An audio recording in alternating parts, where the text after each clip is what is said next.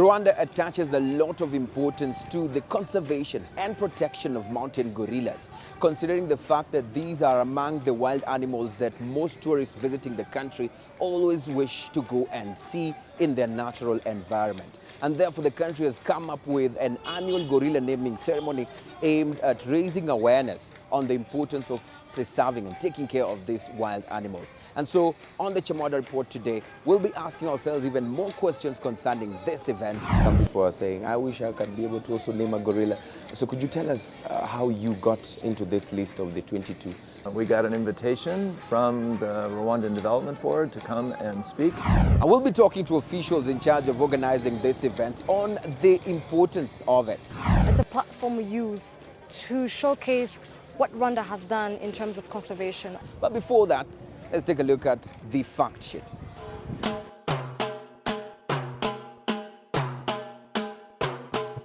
The naming of the mountain gorillas in Rwanda started in 2005. In Kinyarwanda, a gorilla is known as Ingagi. The Rwanda Development Board, RDB, is responsible for the naming ceremony as well as conservation efforts. The main objective is to monitor gorillas in their natural habitat. At least 230 gorillas have been named so far. Function attendees include the head of state, local and international diplomats, conservationists, tourism officials, and the public. Mountain gorillas are of great importance given the high rate of extinction in most African countries.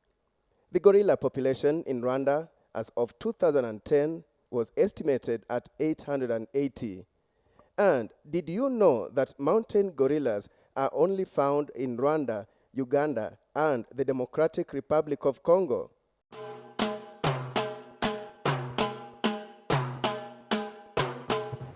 Now, the gorilla naming ceremony normally takes place outside of the city, and that's where I want to take you right about now. My name is Eugene Anangwe, sitting in for Alex Chamwada. Let's take a look at how the event went down.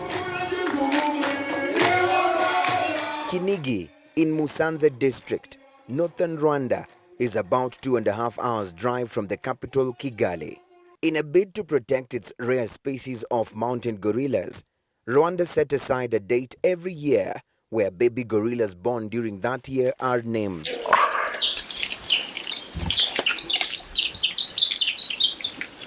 And as it is tradition, this year's event has attracted people from all walks of life, most of them here to play witness to the naming of 22 baby gorillas.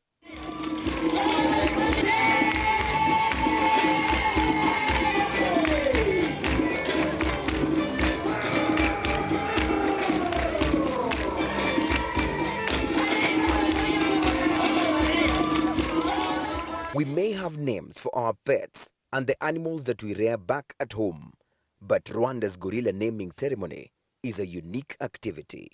This is just not a ceremony of any regular ceremony to name babies. However, it's a platform we use to showcase what Rwanda has done in terms of conservation, all the efforts that he has made, has put together to have conservation move forward. It's also a platform we use, of course, to promote what Rwanda has as a tourism destination. What makes this more successful story, it's a celebration of a partnership and a celebration of working together to achieve common goals, to achieve the success of protecting this endangered species. Boni Kim is a Kenyan author and corporate trainer. People in Rwanda, they have a connection. Every time you speak with a Rwandan, they are so passionate about when you visit Rwanda, come and see the mountain gorilla. So there is so much attachment. So you have Rwanda friends, they will always tell you about mountain gorillas. Yeah, so it's quite interesting even for me to be here. Rwanda's President Paul Kagame is officiating the gorilla naming ceremony, perhaps one of the biggest signals of his government's commitment to conservation efforts. He is received with wild cheers, and his arrival here is a cue for the masters of ceremonies to officially set the ball rolling on the day's program.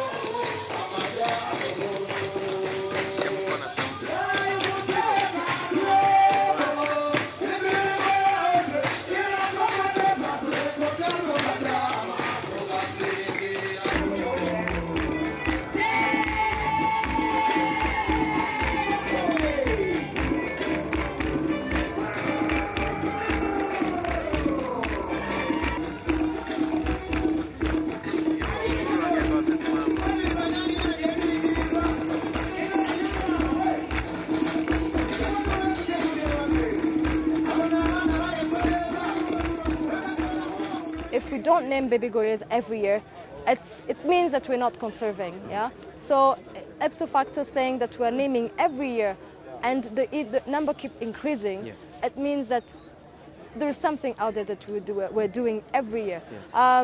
We have a couple of awareness campaigns for the local community. We have the revenue sharing program where all our 5% of our tourism revenues go back to the local community. So all that, if you put it together, it's just a celebration of all the success stories that came out from the conservation.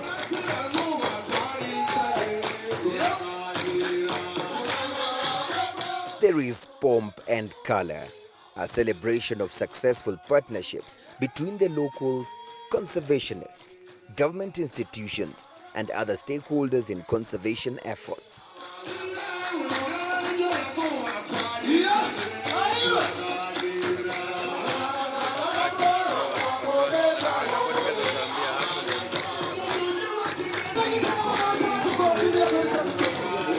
Not just anyone can be a baby gorilla namer. A team from the Rwanda Development Board carefully selects the group. This year, they comprised of diplomats, top students in science subjects in the country, members of the private sector, and high-profile conservationists. So what happens is that each gorilla namer picks a name for the baby gorilla from a family of mountain gorillas. We'd like to welcome to our family, the greater family from the Garenza family, the most beautiful girl, Nyapinga, born on the 10th of April 2016. The baby is Tunganirwa and was born the 3rd of May 2016. Tunganirwa means to be fortunate, and I chose the name because these gorillas are fortunate to be living in Rwanda. I'm naming from the family Isabukuru. The proud mother is Akamaro. The baby was born on 4th August 2015, and the name that I'm proud to select is Umuhuza. Umuhuza means someone uniting people. The name I named this baby gorilla is called Igikombe. Igikombe means award or the cup. As you know, Rwanda is winning so many cups, especially in conservation. I would briefly say all the 22 names that we just found out today. Ndi Umunyarwanda, Mashami, Igikombe, Ukwiyunga, Howe, and lastly, Inchungu. This year I was a namer in the Kwitazina gorilla naming ceremony, and it was such an honor. I was so proud to be there. I named my baby gorilla Ntamupaka, which means no borders. This baby was born into the Kwitonda group, and Kwitonda actually came from the DRC. And it came at a time when there was a lot of conflict in the DRC. So we weren't sure if it was going to stay in Rwanda or go back and forth. So for a while, the revenue from that group was shared between the DRC and Rwanda. But I think it quickly became evident to Kwitonda that they wanted to stay in Rwanda. So by choosing the name of Namupaka, it shows the world that these gorillas have no country and they have no border. They can freely go where they want, which makes them everybody's treasure, everybody's cultural experience. Beyond just naming these gorillas, what do you do next for you personally for the baby gorilla that you named? Now that I've named a baby gorilla, and I'll talk from our business sense, in an advertising sense, I can tell people that as we lead groups here to Rwanda, I can say there's always the possibility that we're going to visit Kwitonda group and that you will see the baby that I named.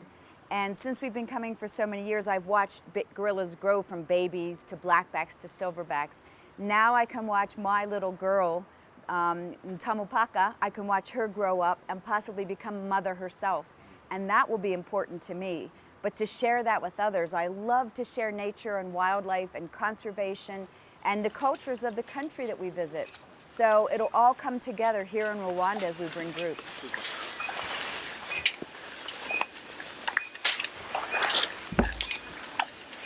You're watching the Chamwada Report. We're coming to you from Rwanda, the northern province to be specific, where the gorilla naming ceremony, that is Kwitizina, normally takes place.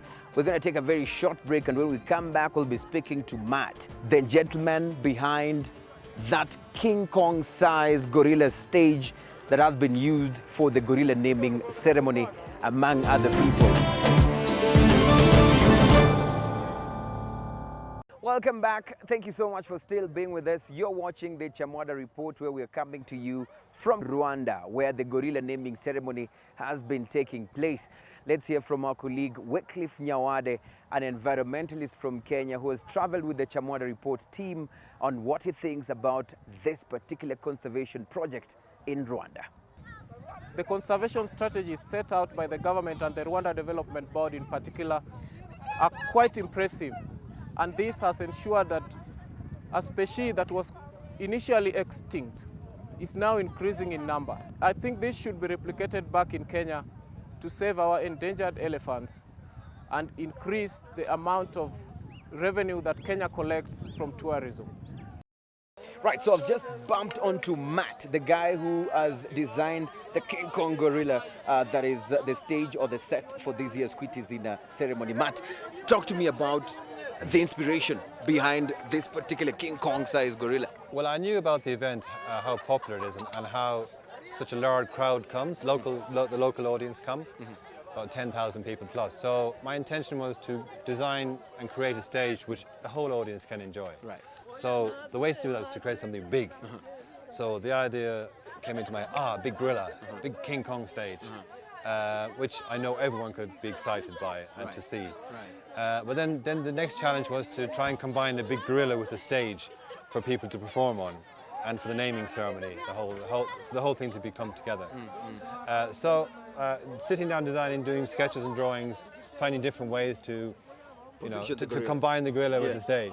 So this is sort of what we came up with. But the original idea was taller, was a taller gorilla, standing more like this. But when we came to construct, it was like, actually it would have been 5 meters higher. And we realized technically it was unachievable at the time we had. It needed more materials, more metal. So we decided, let's make it 5 meters lower and make him a bit more like this, not like more like this. Right. How much time did it take you to finally materialize? I'd say maybe 2-3 weeks working out designs. You try different things. Some things work, some things don't work. And then you look at it from different angles. And I work with 3D software, so I can see things from different angles. The fact that President Kagame did not use this as a But he walked podium, on it. I'm sure he did, I saw it. Yeah. But not for his speech. Would have given you more mileage in terms of looking at the design and you feel like value for the energy that you put in there. Does it make you feel bad? No, because what I saw, when the naming ceremony, which is what it was built for, really, it looked fantastic with the background, and it looked very, very powerful. Of course, I think he probably would have loved to go on the stage, because I did earlier this year. I did the World Economics Forum, and we designed something in the Serena tent, and they built a podium for the president to come and do his. But he actually went on my stage, which is in the middle of the whole crowd. That makes you feel good. Yeah, that was good. Yeah, super duper. Is it going to go down? Will you be feeling bad that it's going to be, No, but he went on it. He walked on it. Yeah. Right, but I'm talking about when you'll be looking at it being dismantled. No. Just to let you know, the gorilla itself. And the metal frame of the stage is all permanent. It's just the stage decking which is hired, so that goes away, but everything stays. Right. And the intention or the idea maybe would be to build some scaffolding with steps, so people can go up inside. Into the head of the gorilla? Into the head, and for the tourists it's good for taking photographs. Right, so Matt is not the only person who has taken advantage of the opportunity that the Kwitizina ceremony brings in it, or with it. We have Saj here, who was in charge of making this particular cardboards that were being used by the gorilla namers to read out the names of the gorillas that were named in this year's Kwitizina ceremony. Saj, talk to me about this particular project. How did you get the deal? We are from Fab Lab Rwanda. We do fabrication, 3D printing. We cut the different materials like plastics and wood. So with the innovative ideas we have, we thought, how can we contribute to Kwitizina? So we thought to make something that is going to help them. That's when the idea of making small cards for quit izina so that they can put the names of born gorillas. So we thought that and made that proposal to RDB. And they took it? Yes, they accepted, Right. and we made it. Right. Yeah. So what you're saying is you guys came up with an idea of kicking away papers, no using of papers Sure. to come and read out the names of the new born gorillas. Yeah. But someone will argue and say, but this is timber, this is wood, there is Yeah. wood here. We're talking conservation. How are you conserving when you have to cut? Okay, this is wood up? MDF. Right. This is MDF, and it is recyclable material. So it's conservation. We don't pollute. So we conserve environment. Right. Yeah. So what does quitizina mean to you? Quitizina is a very important action as it adds something to the growth of our country economy.